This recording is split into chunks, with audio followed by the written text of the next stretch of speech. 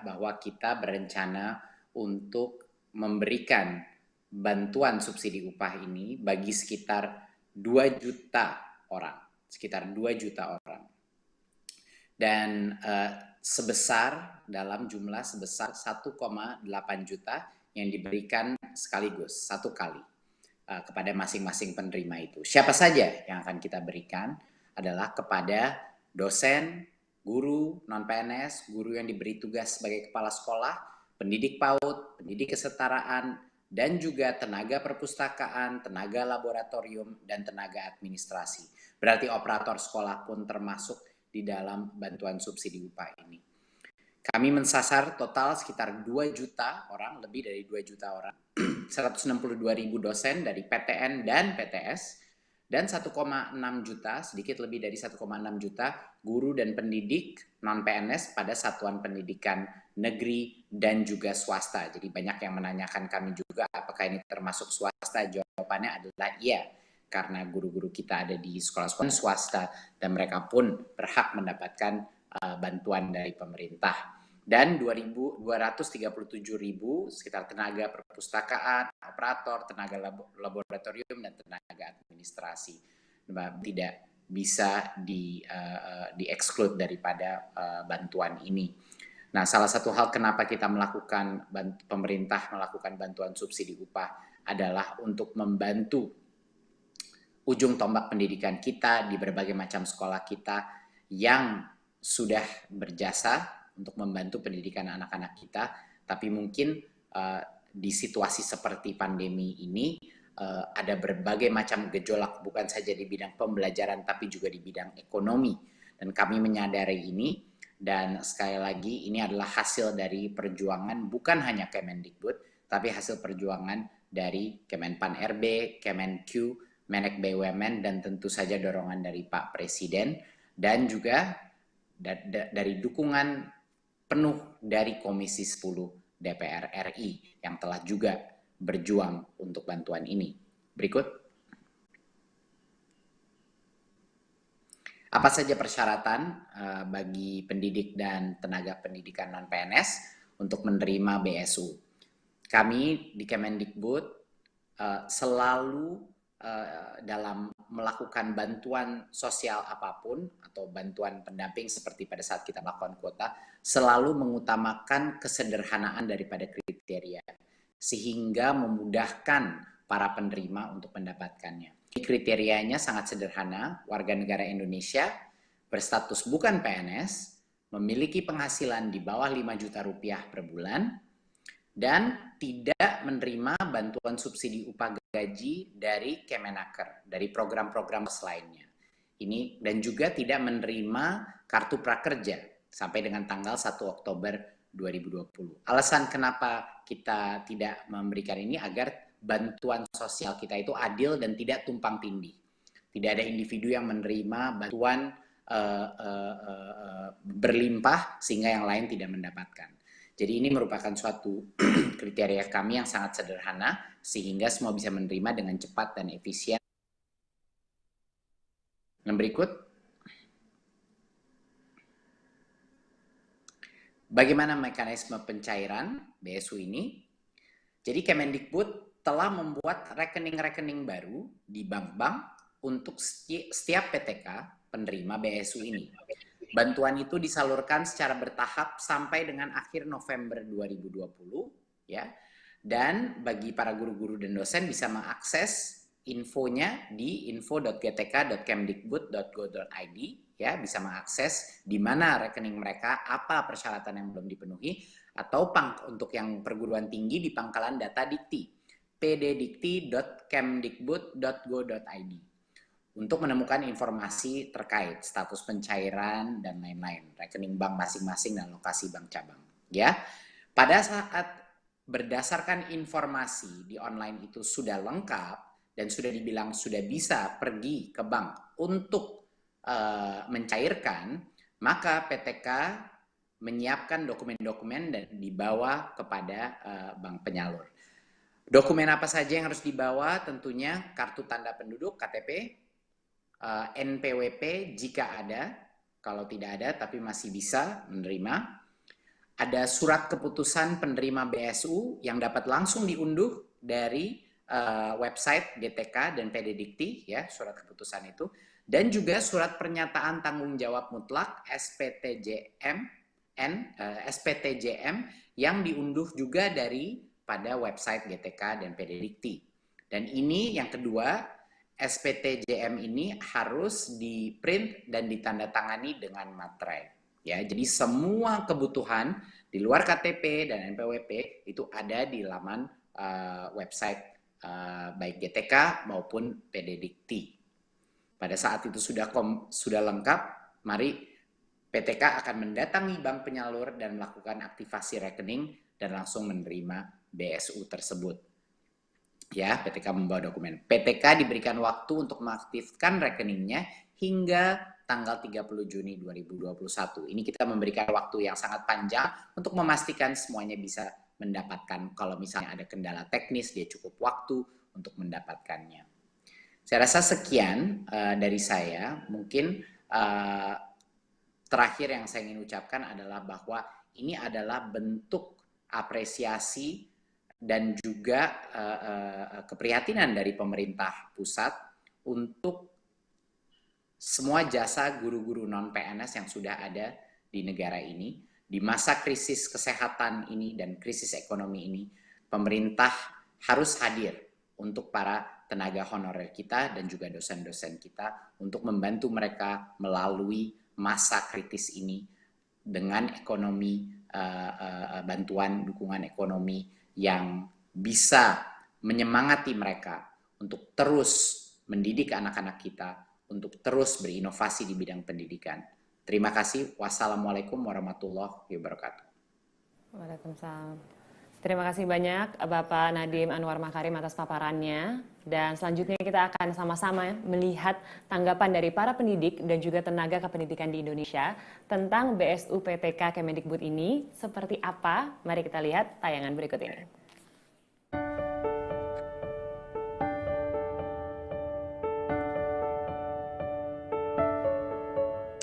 Saya menyambut baik atas kebijakan Menteri Pendidikan dan Kebudayaan yang akan memberikan bantuan subsidi upah bagi para guru-guru non-PNS. Pada saat pandemi seperti sekarang ini, bantuan tersebut sungguh sangat dinantikan oleh para guru dan tenaga pendidikan swasta.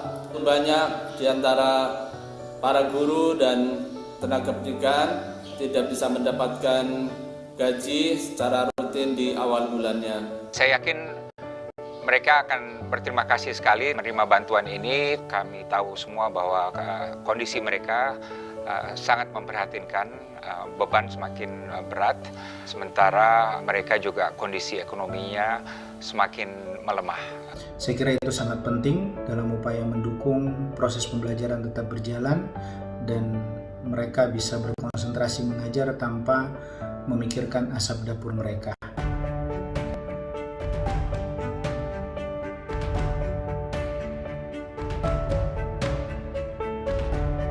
Tentu baiknya bantuan ini bisa langsung melalui rekening bank masing-masing para dosen dan tenaga biar akuntabel. Karena dengan demikian lebih mudah dicek, diverifikasi, lebih mudah diterima juga, dan juga meminimalisir potensi dari penyelewengan.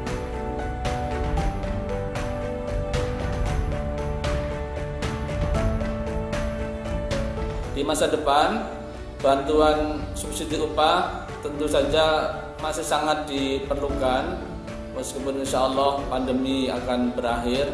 Semoga bantuan subsidi tersebut disalurkan tepat waktu dan tepat sasaran kepada guru non-PNS yang sangat membutuhkan. Harapan saya adalah bahwa program ini dipermanenkan karena ini sudah menjadi bagian janji Pak Presiden Jokowi. Di masa akhir periodenya beliau berkonsentrasi kepada pengembangan sumber daya manusia. Mesin daripada pengembangan sumber daya manusia adalah guru dan tenaga kependidikan tadi. Dan selanjutnya kami berharap perhatian lebih besar lagi kepada kawan-kawan guru non-PNS terutama dalam upaya memastikan mereka memiliki kualitas dan posisi sebagai guru profesional. Kami berharap Kementerian Pendidikan dan Kebudayaan bisa membantu guru-guru ini untuk sesegera mungkin menjadi guru-guru profesional. Peluncuran bantuan subsidi upah bagi pendidik dan tenaga kependidikan non-PNS diharapkan dapat mendukung pendidik dan tenaga kependidikan dalam menjalankan tugas mulianya, yaitu mendidik anak bangsa yang dalam situasi pandemi ini menjadi lebih menantang dibandingkan tahun-tahun sebelumnya.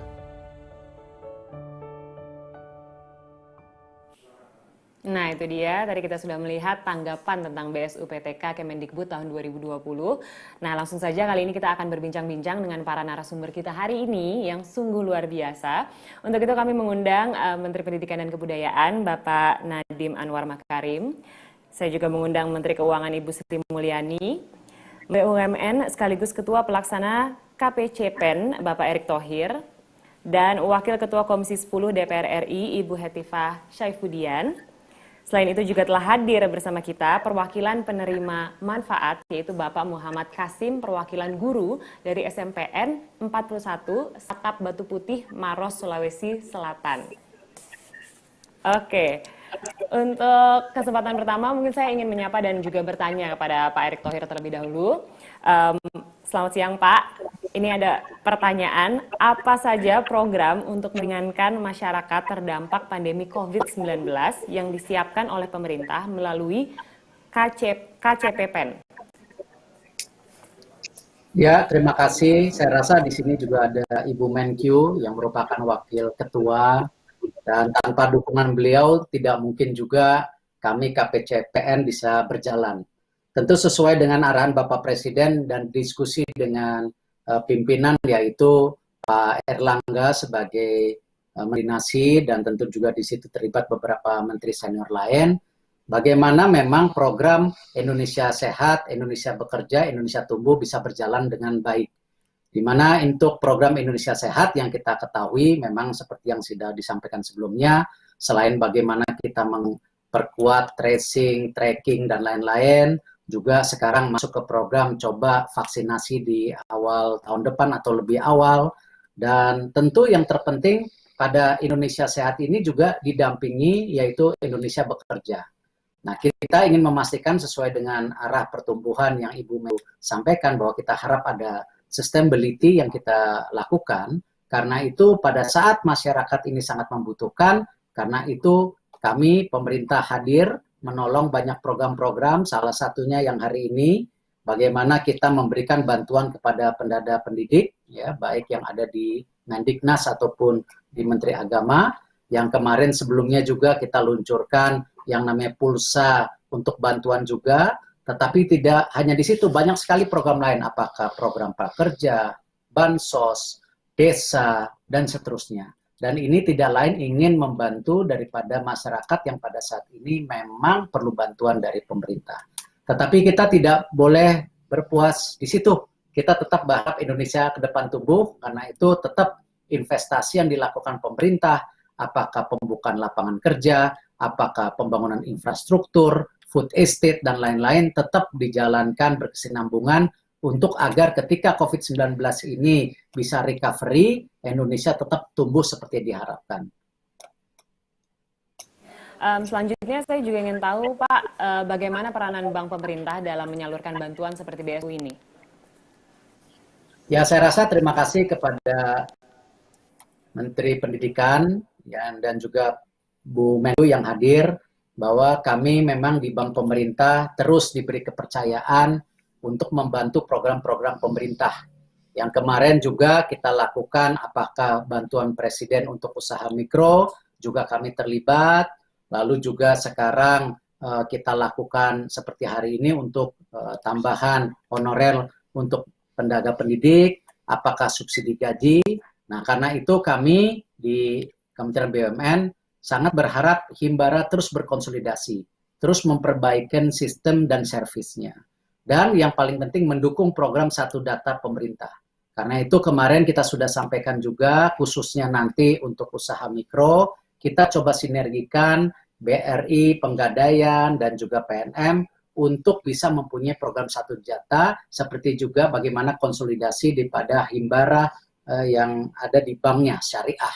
Nah, ini juga kenapa penting? Karena kita ingin mendukung program pemerintah ke depan, bahwa data-data ini akurat dan bisa dipertanggungjawabkan, tidak salah sasaran. Karena itu tentu terima kasih atas kepercayaannya. Baik, terima kasih banyak Pak Erick Thohir untuk jawabannya. Selanjutnya saya juga ingin bertanya kepada Ibu Sri Mulyani. Selamat siang, Bu Ani. Selamat siang. Bu, pertanyaan pertama, selaku bendahara negara, bagaimana Kemenq memfasilitasi pendanaan bagi penanganan COVID-19 dan juga pemulihan ekonomi nasional saat ini? COVID ini kan sesuatu yang luar biasa, merupakan shock terhadap keseluruhan ekonomi dan negara. Jadi pertama, untuk bisa mendukung dengan APBN harus ada landasan hukumnya. Makanya Bapak Presiden mengeluarkan peraturan pemerintah pengganti undang-undang yang menjadi Perpu nomor 1 itu menjadi Undang-Undang nomor 2. Berdasarkan itu kemudian dilakukanlah seluruh redesign anggaran dari sisi belanja, terutama bagaimana kita memfokuskan untuk bidang kesehatan, bidang membantu masyarakat, bansos. Kalau kesehatan itu 97,26 triliun, perlindungan sosial dalam bentuk bansos, itu termasuk yang hari ini dibahas itu 234,33 triliun, mendukung usaha kecil menengah 114,8 triliun, insentif bagi dunia usaha agar mereka bisa survive dan bisa pulih kembali 120 triliun, kemudian program untuk membantu sektor dan pemerintah daerah 65,97 triliun, serta pembiayaan korporasi, terutama mendukung itu seluruh perusahaan yang di bawah Kementerian BUMN Pak Erick.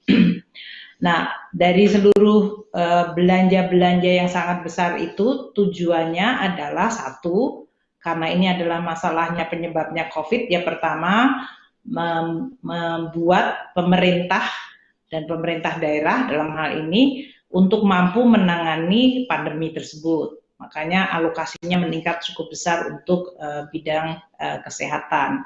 Namun yang kedua adalah jangan sampai shock COVID ini menyebabkan masyarakat merosot kehidupannya dari sisi kesejahteraannya, atau kalau mereka kehilangan pekerjaan, mereka tetap mampu untuk bisa memenuhi kebutuhan pokoknya, dan juga untuk kegiatan seperti belajar mengajar, karena kita tidak bisa berinteraksi secara fisik langsung. Namun tidak berarti anak-anak kita tidak boleh kemudian tidak belajar selama sekarang sudah 9 bulan. Oleh karena itu pemerintah mengeluarkan cukup banyak anggaran untuk tadi membantu masyarakat. Pertama untuk yang betul-betul 10%, 20% paling bawah, dia mendapatkan tambahan dari mulai uang tunai, bantuan sembako, baik yang di daerah Jabodetabek yang merupakan epicentrum waktu itu, dan kemudian meluas kepada berbagai provinsi lainnya. Juga kalau masyarakat kehilangan pekerjaan di kota, dia pulang ke desa, juga dilakukan yang disebut bantalan sosial melalui BLT desa.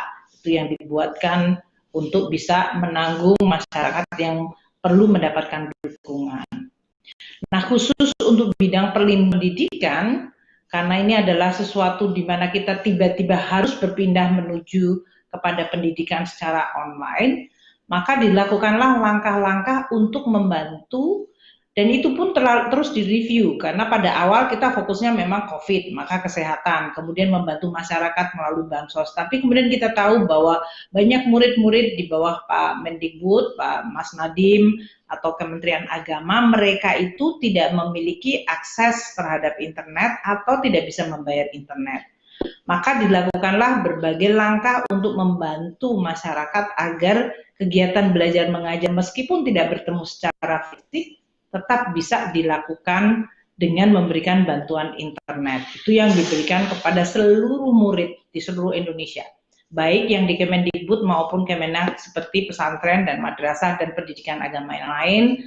Tidak hanya muridnya, tidak hanya mahasiswa, tapi juga guru dan dosen juga diberikan bantuan dalam bentuk internet ini. Ini yang menyebabkan juga tambahan untuk subsidi dari sisi internet.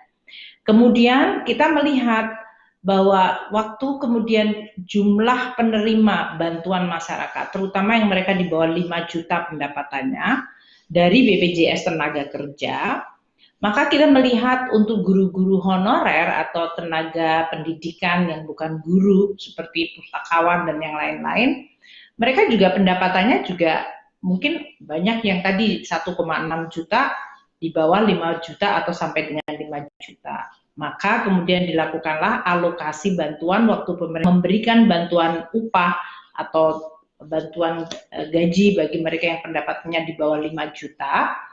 Kita menggunakan mekanisme BPJS Tenaga Kerja maupun para guru yang ada di bawah tempatnya Pak Nadiem dan tempatnya Menteri Agama.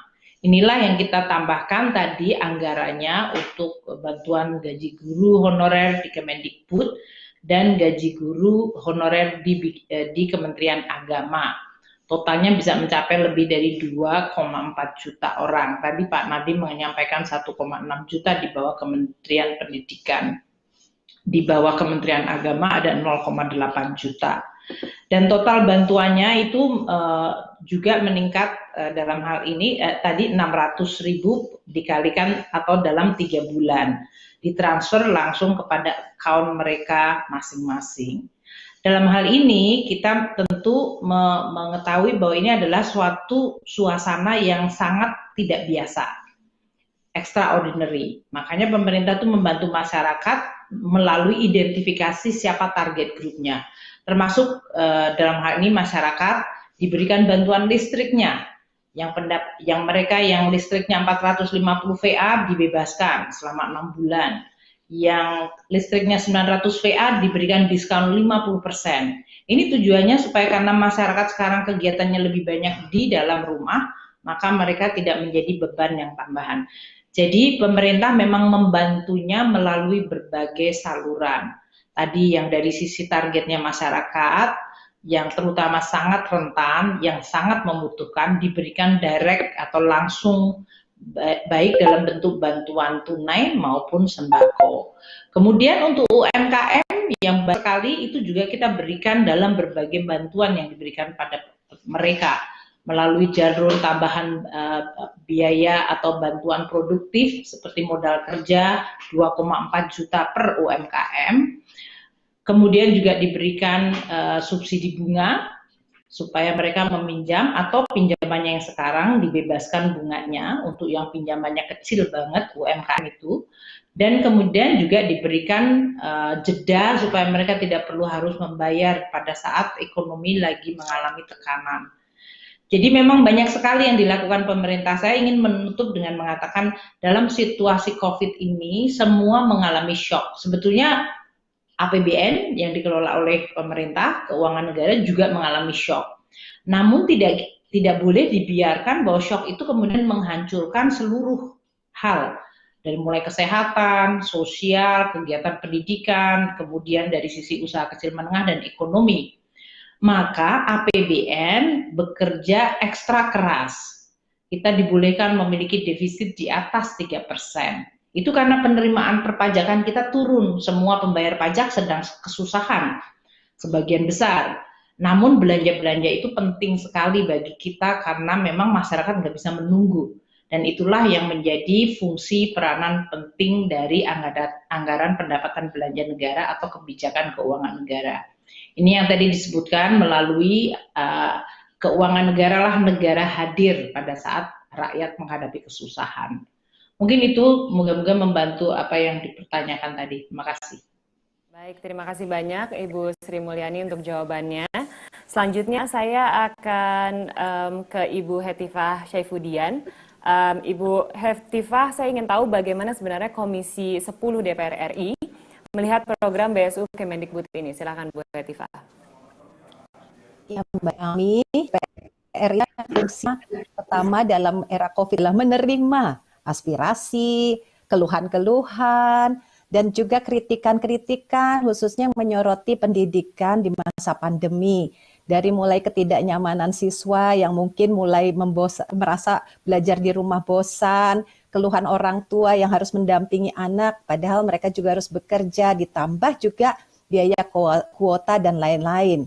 Nah, sudah pastilah ya guru, dosen, dan juga tenaga kependidikan itu menjadi ujung tombak supaya kita bisa memastikan di era pandemi ini hak-hak masyarakat untuk pendidikan yang berkualitas tetap bisa diberikan. Nah, faktanya ternyata sebagian besar dari guru-guru, khususnya yang non-PNS, juga dosen yang di swasta gitu ya, terancam juga situasinya dengan pandemi ini. Karena misalnya tenaga honorer bisa jadi pendapatannya tergantung dengan jam mengajar, atau guru-guru swasta yang penghasilannya bergantung dengan biaya siswa, sementara orang tua keberatan membayar SPP. Nah, jadi kami merasa bahwa aspirasi-aspirasi yang disampaikan ini memang patut ya untuk direspon dan pemerintah harus hadir. Alhamdulillah kita lega sekali ketika Raker kemarin Mas Menteri menyatakan bahwa program ini akan diluncurkan. Ini ibarat mata air di musim kemarau. Jadi kami mengapresiasi setinggi-tingginya, apalagi Ibu Sri Mulyani dari sisi keuangannya mensupport, kemudian juga Bung Erick Thohir ya, supaya penyalurannya, mekanismenya dipastikan sekarang akan tepat waktu ya, dan juga tidak berbelit-belit, dan juga mungkin dilayani oleh bank-bank tadi ya, penyalur itu yang dengan mindset baru gitu ya, bukan seperti karena sebagian mungkin dari mereka juga tidak terbiasa berurusan dengan bank. Nah, jadi seperti itu. Namun demikian tentu saja ketika rapat ya kemarin dipimpin oleh ketua kami Pak Saiful Huda, ada beberapa catatan ya. Intinya tadi pertama tentu saja soal keakuratan data ya, sumber datanya apa dan sebagainya, supaya itu juga bisa tersosialisasi. Jangan sampai nanti mungkin timbul semacam kegaduhan atau rasa ketidakadilan di kalangan pendidik dan tenaga kependidikan non-PNS akibat ketidakjelasan informasi. Nah, kemudian tadi juga dari testimoni disebutkan kan harapan-harapan terkait dengan akuntabilitas gitu ya. Saya kira apa yang dikemukakan Mas Mendikbud, Mas Nadiem tadi itu bagus sekali. Namun tetap Mas, barangkali ke depan tetap harus ada semacam complaint handling system gitu ya, atau mungkin hotline service untuk membantu para pendidik atau tenaga kependidikan yang mungkin di dalam prosesnya menghadapi kendala-kendala lah, apapun yang mereka ingin tanyakan itu kemana gitu kontak yang bisa mereka hubungi. Mungkin ada yang merasa eligible tapi tidak ada di dalam daftar, mereka bisa bertanya kemana. Jadi kita belajar dari berbagai program yang sudah diluncurkan, Ibu Sri Mulyani, Pak Erick Thohir, Pak Erlangga Hartarto yang memimpin, sudah banyak pelajaran-pelajaran dan saya yakin best practice dari apa yang sudah dilakukan itu bisa menjadi masukan. Dan tentu saja kami harap dana ini bisa sampai ke tangan penerima dalam waktu yang cepat karena memang agak mendesak. Dan juga tentu saja kami berharap semangat para guru dan tenaga kependidikan, dosen-dosen ya yang non-PNS ini bisa tetap tinggi, memberikan yang terbaik bagi siswa walaupun banyak tantangan-tantangan yang tidak mudah yang masih harus kita hadapi. Terima kasih banyak untuk tanggapannya Ibu Hetifah dan juga banyak masukan-masukan yang diberikan oleh Ibu Hetifah yang menjadi catatan juga. Terima kasih untuk jawabannya. Selanjutnya saya juga ingin bertanya untuk Bapak Muhammad Kasim, perwakilan dari guru dari SMPN 41 Sapak Batu Putih Maros, Sulawesi Selatan. Ya, Pak Kasim, saya ingin tahu bagaimana pendapat Anda mengenai program ini dan seberapa penting menurut Anda bantuan yang diberikan pemerintah dalam meringankan beban di masa pandemi ini? Ya, terima kasih. Jadi mengenai bantuan ini, saya pribadi salah satu yang mendapatkan bantuan dan saya sangat bersyukur sekali dengan adanya bantuan ini. Sebagai pendidik non-PNS, mudah-mudahan saya berharap bantuan ini berkelanjutan, berkesinambungan sehingga kami yang non-PNS mendapat penghasilan tambahan dari insentif dari dana BOS di sekolah. Oke, baik Pak Kasim, terima kasih untuk jawabannya. Selanjutnya saya akan memberikan kesempatan untuk Pak Nadiem untuk bisa bertanya kepada Pak Kasim. Silakan langsung saja Pak Nadiem.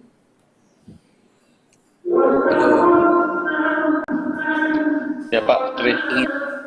Ingin menanyakan bagaimana jadinya menurut Pak Hasim yang akan paling terbantu dari dana ini adalah uang untuk apa? Yang paling akan terbantu untuk guru-guru honorer di daerah misalnya, itu akan paling membantu untuk apa? Yang paling membantu mengenai bantuan ini termasuk membantu mengenai kebutuhan keluarga. Terima kasih. Untuk keluarga ya Pak. Dan boleh saya tanya juga, apakah sudah terasa lapangannya dana BOS pun boleh dilakukan, boleh digunakan kepala sekolah untuk membantu juga menambah upah atau membantu upah pada guru honorer Pak? Itu apakah sudah dirasakan juga di daerah? Alhamdulillah sudah dirasakan Pak Menteri.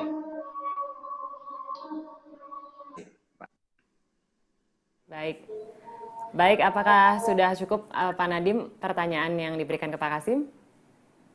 Sudah. Baik, terima kasih banyak dan tidak terasa juga sesi bincang-bincang kita siang hari ini sudah berakhir. Begitu banyak informasi yang bisa kita dapatkan mengenai BSU, PTK, Kemendikbud yang tentunya kita harapkan dapat berjalan dengan lancar dan harapan dan rencananya juga bisa berjalan dengan baik. Sekali lagi saya ucapkan terima kasih para panelis kita hari ini. Ada Bapak Nadiem Anwar Makarim, Ibu Sri Mulyani, Bapak Erick Thohir, Ibu Heti Syaifudian, dan juga Bapak Muhammad Kasim. Terima kasih atas waktunya dan juga semua informasi yang sudah diberikan. Saya persilakan untuk para panelis yang terhormat untuk meninggalkan acara pada siang hari ini dan melanjutkan agenda selanjutnya. Tapi saya minta untuk Bapak Nadiem Anwar Makarim, saya mohon untuk tetap tinggal di tempat karena sebentar lagi kita akan langsung masuk ke sesi tanya jawab dengan teman-teman media. Untuk itu saya juga mengundang Sekretaris Jenderal Kemendikbud, Bapak Ainun Naim, untuk bergabung bersama kita di sesi tanya jawab siang hari ini. Halo Pak Ainun, sudah bergabung bersama kita ya? Siang, selamat siang Bapak. Oke, dan untuk pertanyaan pertama kita akan langsung saja masuk ke sesi tanya jawab. Ini ada pertanyaan dari Harian Kompas yang senada dengan RRI.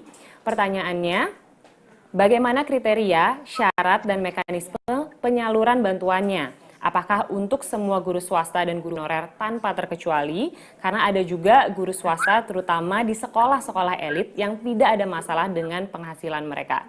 Silakan saya berikan kesempatan untuk Pak Menteri terlebih dahulu. Terima kasih. Seperti yang saya sebut tadi, kriterianya itu sangat jelas bahwa dia itu guru non-PNS yang punya penghasilan di bawah 5 juta rupiah. Berarti pertanyaan ini mengenai bagaimana sekolah-sekolah elit yang gurunya dibayar besar. Kalau mereka dibayar di atas 5 juta, mereka tidak boleh menerima bantuan upah ini. Dan semua guru swasta dan guru honorer non PNS yang di bawah 5 juta itu bisa menerima. Jadi ditentukan ini bukan hanya guru honorer di sekolah negeri. Ini adalah untuk semua guru non PNS yang ada di Indonesia di saat ini. Jadi benar-benar demokratis dan merata dan adil, dan bagi yang sudah mencukupi tidak boleh mendapatkan. Berikan kesempatan juga untuk Pak Sesjen, mungkin ada yang mau ditambahkan? Sudah cukup, Mbak. Hanya mungkin beberapa butir saja, bahwa mereka tidak menerima bantuan dari Kementerian Ketenagakerjaan sampai dengan 1 Oktober. Dan juga tidak ikut program kerja. Baik, itu adalah kriteria dan syarat dan mekanisme penyaluran bantuannya. Oke, dan untuk pertanyaan kedua, ini datang dari Harian Muda. Pertanyaannya, berapa total anggaran dan berapa pendidik dan tenaga pendidik yang disasar? Silakan. Mungkin dari Pak Nadiem, silakan. Baik, ini adalah sekali lagi hasil perjuangan kami di Kemendikbud, Komisi 10, tapi juga dengan hasil perjuangan dari Menek BUMN dan juga Kemenkyu. Kami berhasil menyiapkan anggaran sebesar 3,6 triliun, 3.622.500.000 rupiah ya. Jadi kira-kira sekitar di atas sedikit 3,6 triliun. Ini adalah untuk total sasaran sebesar 2.034.732 orang yang terdiri dari yang paling besar tentunya 1,6 guru dan pendidik di satuan pendidikan negeri dan swasta ya, non PNS, dan yang kedua terbesar adalah untuk 237.623 tenaga perpustakaan, tenaga laboratorium, dan tenaga administrasi, di mana operator sekolah termasuk di sini. Dan yang ketiga adalah 162.277 dosen di PTN dan PTS. Itu totalnya yang itu sasaran kita yang akan diberikan. Pak Nadiem, untuk jawabannya mungkin ada yang mau ditambahkan lagi dari Pak Ainun, silahkan. Sudah cukup, Mbak. Oke, baik. Kita lanjut ke pertanyaan ketiga, ini datang dari LKBN Antara. Pertanyaannya, kapan rencana realisasi pencairannya? Silahkan, Pak Nadiem. Mungkin ini Pak Sekjen lebih tepat. Pak Sekjen. Ya, jadi pencairan sudah mulai bisa dilakukan sekarang, bulan November, Desember ini. Namun para pendidik dan tenaga pendidik itu punya kesempatan sampai dengan 30 Juni tahun 2021 ya untuk mengaktifkan rekening dan mencairkannya. Bisa dilakukan pencairannya ya Pak? Ya. Saat ini, oke. Pertanyaan terakhir pada siang hari ini datang dari Tempo. Bagaimana Kemendikbud bisa menjamin BSU tepat sasaran? Baik, terima kasih. Pemberian bantuan ini kan tujuannya untuk melindungi, mempertahankan, dan meningkatkan kemampuan ekonomi pendidik dan tenaga pendidikan kita ya, karena terdampak corona ini. Jadinya beberapa langkah yang kita pastikan bahwa ini tepat sasaran. Kita memastikan ini calon penerima terdaftar dulu di data pokok pendidikan dan PD Dikti. Itu dulu, berdasarkan Dapodik dan PD Dikti. Dan itu semuanya berbasis data dan online.